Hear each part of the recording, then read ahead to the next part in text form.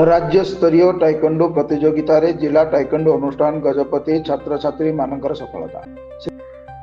आंध्र प्रदेश श्रीकाकुलम स्थित YSR municipal कल्याण मंडप ठारे राज्य स्तरीय टाइकोंडो प्रतियोगिता अनुष्ठित हो जाइछि। एही टाइकोंडो प्रतियोगिता श्रीकाकुलम जिला टाइकोंडो एसोसिएशन द्वारा आयोजन करा जायतिला। एथिरे आंध्र प्रदेश रो विभिन्न जिल्लार समुदाय प्राय 400 जन खेलाड़ी अंशग्रहण करथिले।